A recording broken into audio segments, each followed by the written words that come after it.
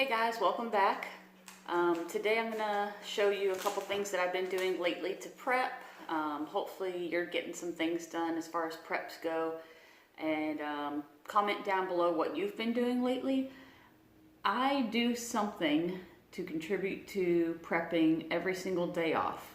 I don't have much time to do it either. I drop my son off at school. I have to pick him up, 2:30 or so, and don't have much time in between to get this stuff done. And I've been prepping, of course, but I've been slacking on making the videos pertaining to prepping. So I'm gonna kind of show you what I've been slacking on. I've had a prepper pile up. I have these boxes I haven't unpacked. I have things to do, and yeah, I'm just gonna bring you along with me for it. First thing, this little package here, I actually just got this a couple days ago. I'm going to show you what I got. And hopefully I don't cut the wrong part of the package. There needs to be some instructions like cut here, not here. Okay. I don't want to destroy it. Let's see. So this is what I got. There we go.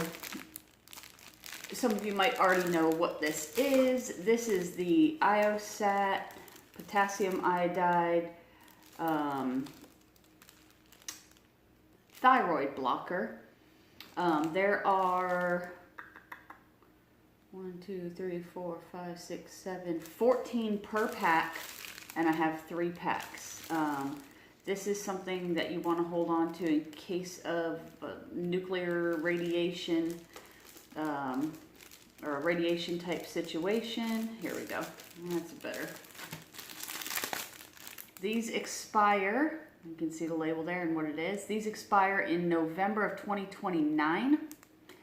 This isn't much, but I'm gonna, slowly buy them. I want to say this was like $23 for all of these, and I'd rather have them and not need them than need them and not have them, especially with everything that's going on in the news lately, if you've been paying attention worldwide. My next package that I'm opening up here, this big boy, I should have opened sooner. I've had this sitting here for like almost 2 weeks now.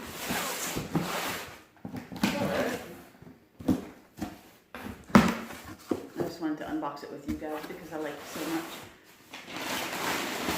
Let me get all the paper out. All right. Dun, dun, dun.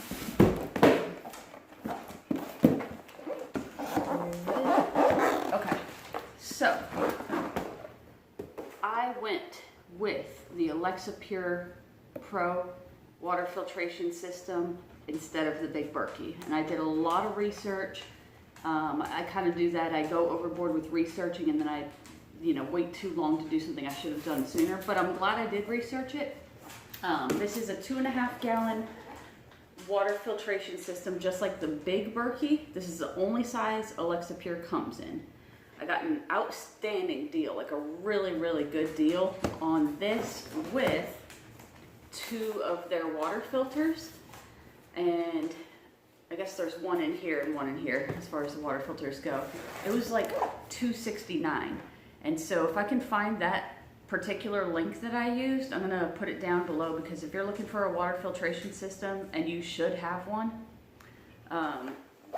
this to me is the way to go. If you know anything about Big Berkey, it's the same deal. Reduces up to 99.9999% of impurities and contaminants. This one I went with in particular. Also filters for fluoride, so you don't need a special additional filter like the Big Berkey for fluoride, and that's the main reason I went with this one. Each filter will filter up to 5,000 gallons, which is several years worth of water filtration. This is going to save me a whole lot of money. Speaking of fluoride, I don't know if anyone has seen the new King Kong versus Godzilla movie. I took my son to see it on Easter because he wanted to see it, and we hadn't been to the movies in a while. So we went to the movie theater and watched it, and it was actually really good. So if you're looking for a movie to watch, you can go see it in the theater, or I think find it on Amazon Prime or HBO Max or one of those things. In the movie, there was this kind of fringe conspiracy theory guy, which I thought he was kind of a cool guy. He was vetting this little girl, and his question in order to vet her was tap or no tap. And she said no tap. And I was like, yes, she got it right. And then he went on this long tirade about tap water, fluoride, and how that pertains to that little mustache guy, remember, from Germany? Yeah, I'm not going to go into all that, but do your research on fluoride in the tap water. And anyway, I'm going to get this thing set up. I'm super excited.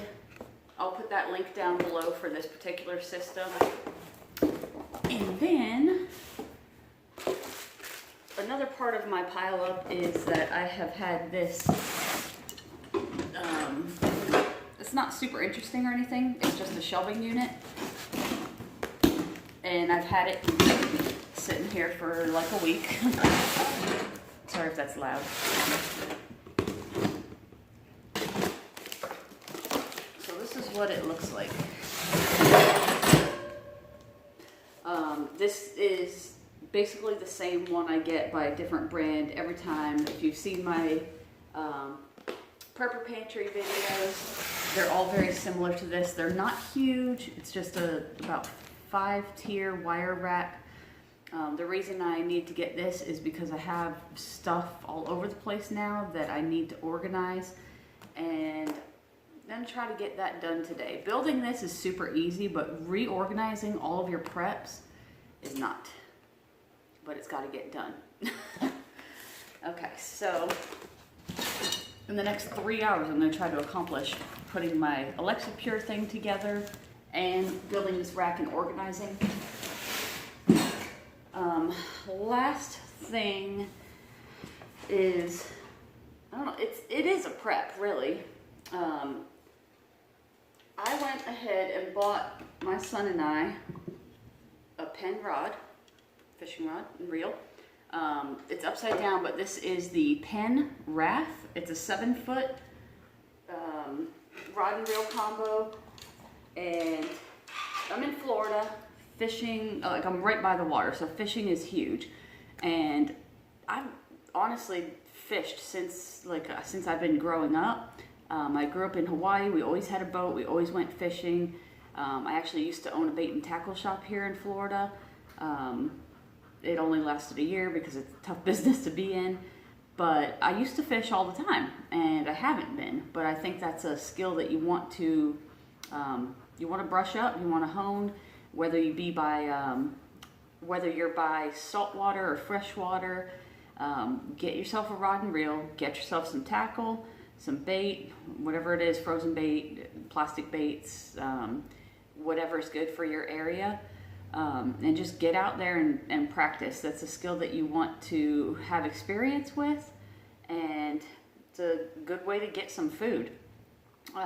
Talk to the local fishermen. They'll tell you what's in the area, what kind of bait to use, what kind of tackle to use, and it's just fun. It's just fun being out there on the water, and if you happen to catch something, it's even more fun, but most of the time, you'll get a bite and they get off, or at least for me. But I did take my son out to a pier off the beach 3 days ago, and he got something on, it got off. Here come the fishing stories, just be prepared. And then I got a big fish, and I had no idea what it was. I was bringing it up, and it wound up being, and I'm not doing like fishing story big, but it was a big catfish. And I knew it was a catfish when I was reeling it up. I had to actually like pull it around across the pier over to the shore because I couldn't pull it up with my rod. It was, I don't know, maybe 10 pounds or so, maybe more. But I thought, okay, catfish from the Gulf, nobody's gonna eat that. It's not good eating. And so I just let it go. And I, regret that now because I talked to one of my friends that fishes, and I told him what it looked like and described the catfish, and he's like, no, that was a sail cat, and that's actually really good eating. You should have kept that. I would have filleted it for you. He said it was actually really good, and so I regret throwing it back, but those are the kind of lessons you need to learn. What tastes good, what doesn't taste good, how to prepare it if you do catch it, max size weights, minimum size weights, that kind of thing, in your area, and get a fishing license if you need one. But anyway, we've been going out quite often now fishing, and that's just one skill, because I don't know how to trap, I don't know how to hunt, but I can catch some fish, I guess. So that was one prepper skill I wanted to practice.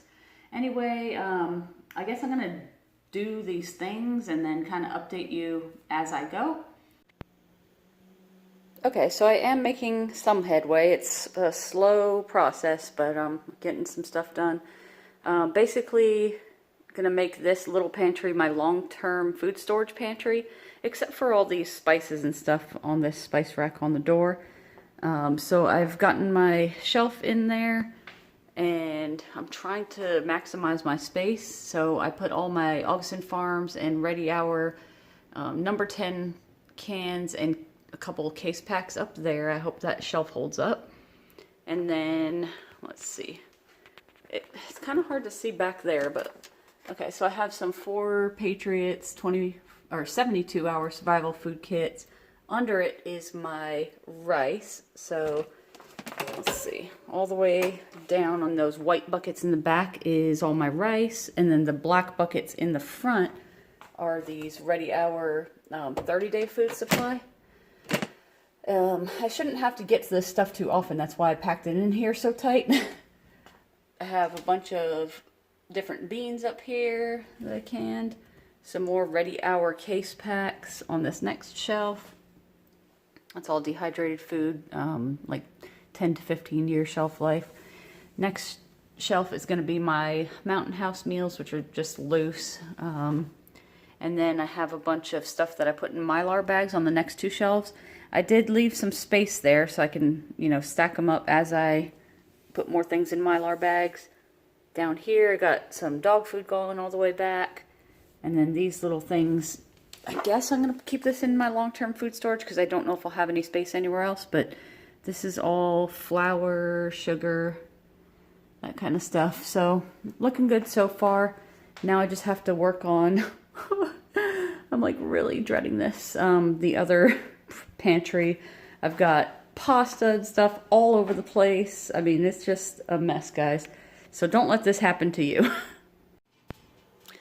It has literally been an all-day process, but I have finally gotten everything put up and organized, and I'm happy with the way things are now. Let's see. I got some top ramen and a bunch of pastas up on the top shelf here. Up on the right here is just kind of stuff I'm going to go through quickly, snacks and stuff that I didn't have room in my regular pantry for. All sorts of condiments and salt and oil and some more pasta there. And then this is what I really wanted to do, is get all my meat in one area, and I checked all the dates, labeled all of them, which I'm very happy about. So that's a bunch of meats there. More meats here. And then just some other random stuff. This is the best I can do to organize.